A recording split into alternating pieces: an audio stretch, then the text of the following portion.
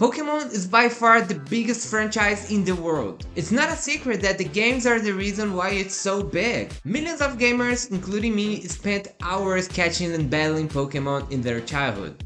But aside from letting kids battle dangerous creatures and wander the world alone, did you know that one of its core mechanics could transform your life completely? In today's video, we'll go through 5 life-transforming lessons we can learn from Pokemon. They can literally make you live longer. I'm not kidding. Want to learn what it is? That's what we'll find out soon. So stay with me and together we'll answer the question. Can Pokemon teach you anything? Hey, I'm Vinny and this is officially the first episode of the Can It Teach You Anything series. The last episode was more of an introduction so we could know each other better. But from now on, we'll be diving straight into the action. No time to lose, let's catch some wisdom. If I had to guess what people like the most about Pokemon games, I would say it's battling. Even though the slogan is gotta catch them all, we all know that to finish any Pokemon game, you have to beat the Pokemon League. Catching them all is actually a side quest. And let's be honest, we all love battling with the Pokemons we love. In some ways, it feels like you're conquering something with your friends. You create bonds with your digital monsters to the point of putting yourself at disadvantage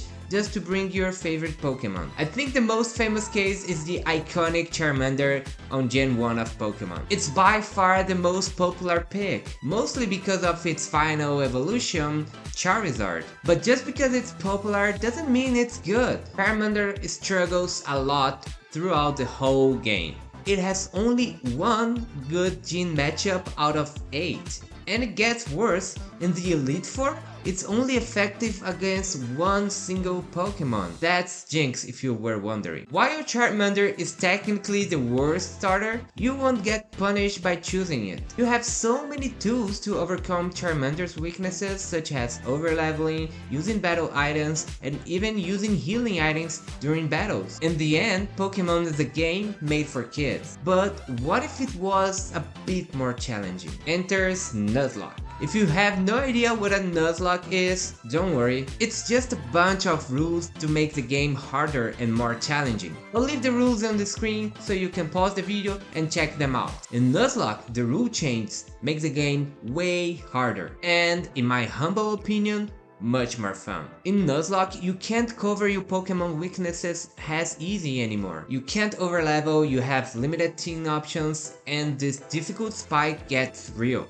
That's why in this video we'll use Nuzlocke as a regular play level. And because of that, one of Pokemon's core mechanics really show its value. Team building. Building your team is a breeze in casual playthroughs. You just pick the creatures you like and call it a day. But in Nuzlocke you have limited options. Sometimes you lose your whole run because you run into bad encounters. And we're not getting anywhere close to VGC, that's the professional competitive Pokemon format.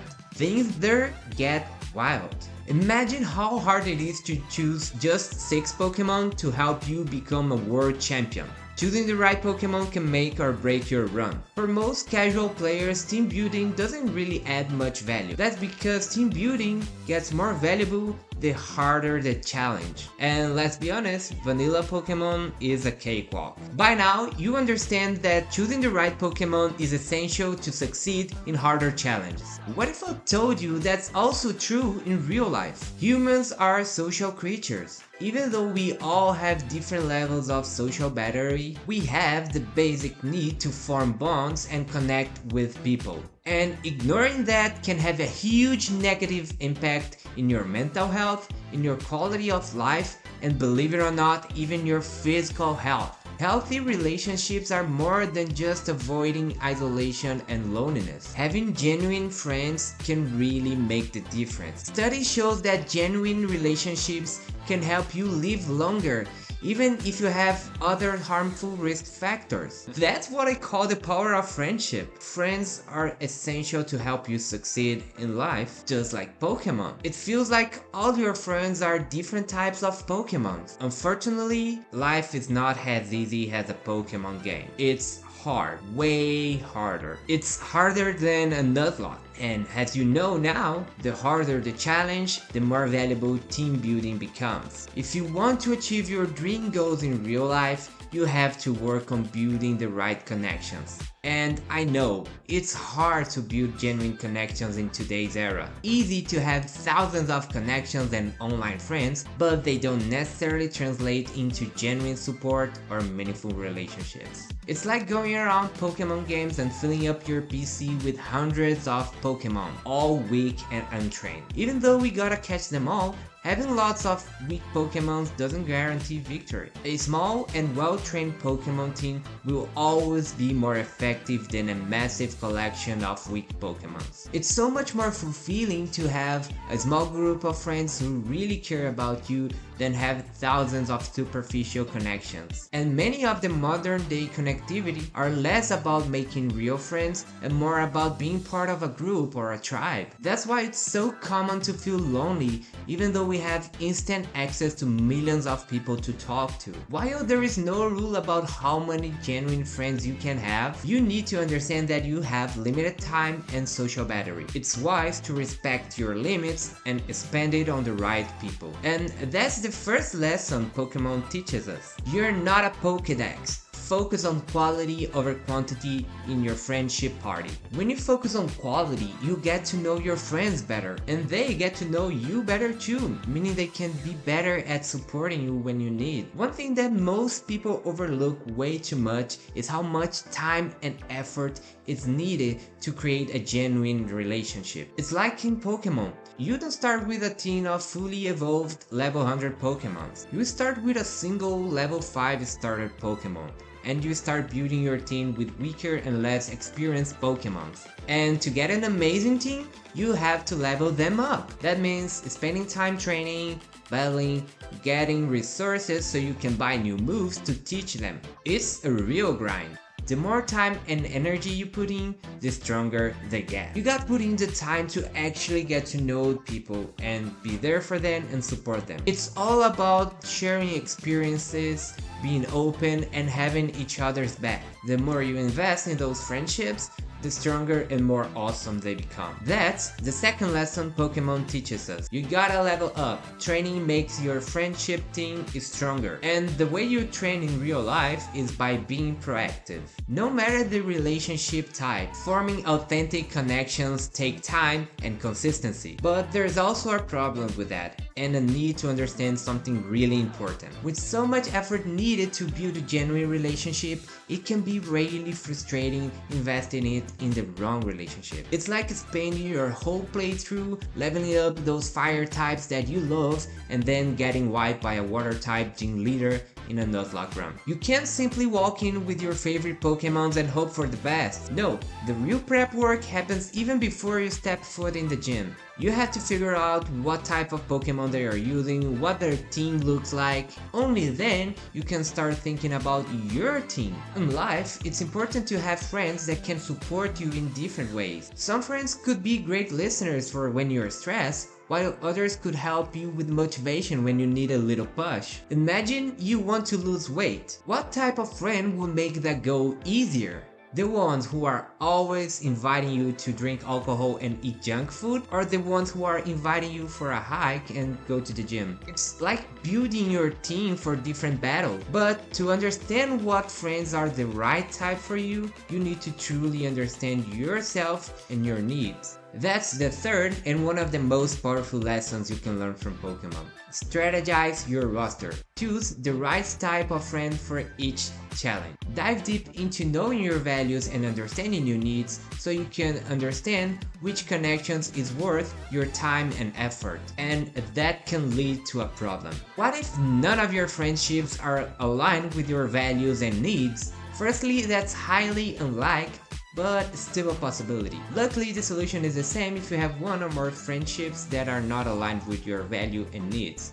The biggest myth about relationships is the idea that they have to last forever, while in reality, All relationships are conditional. For example, many childhood friendships can end because now you have more responsibilities, different interests, or you are even just too far away from each other. When a relationship doesn't meet your values and needs anymore, it's time for a change. In Pokemon and in life, we need to build a diverse team. In Pokemon, all you need to do is go exploring and you'll find different types of Pokemon.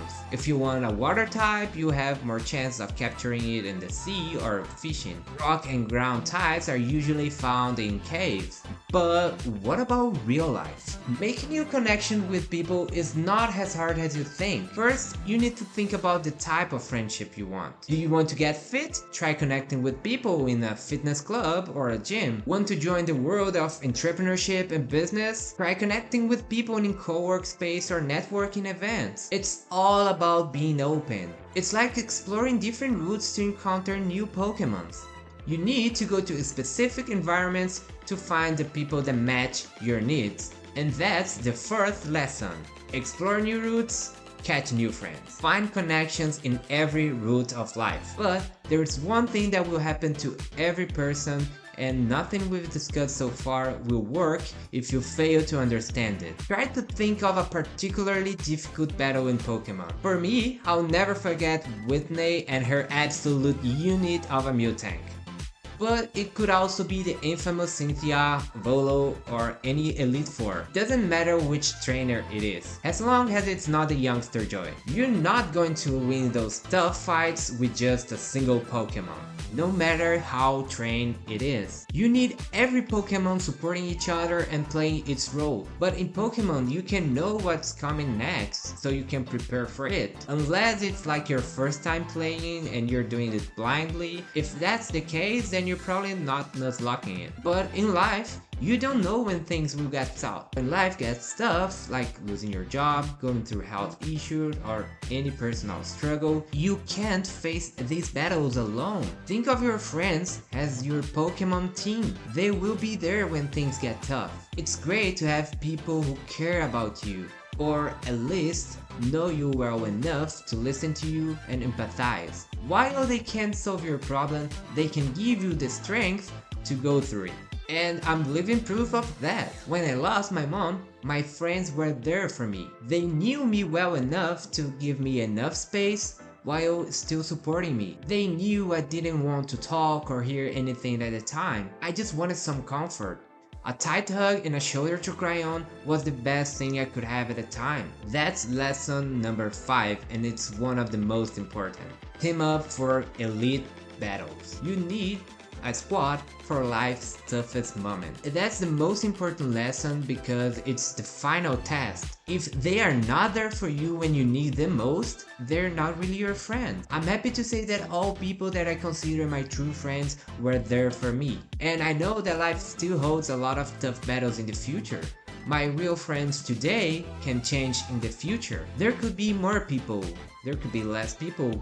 I don't know. The only thing I know is that I won't be the same person, and all I can do is hope that my friends won't be the same either, so we can grow together and share more moments. Let's recap what we saw today. First, you're not a Pokédex, you should be focused on quality over quantity. We have limited time and social battery, so we have to keep quality in mind. Having 5 real friends is way better than having 50 friends that will never show up at your birthday party.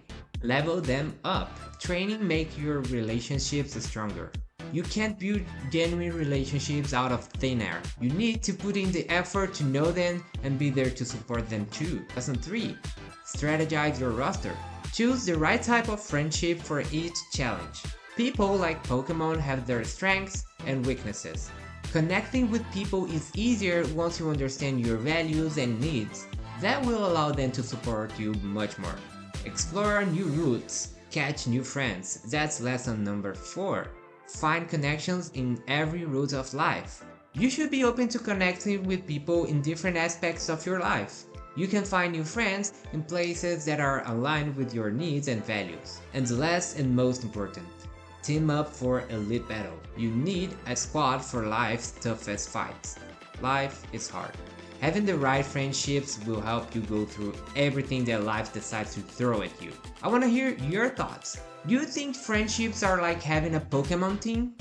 Comment below. I hope you enjoyed the video and learned something today. In the next video, we'll dive deep into the Cyberpunk 2077 universe. If you're curious about it, stay tuned for next Saturday. Stay safe and see you next week.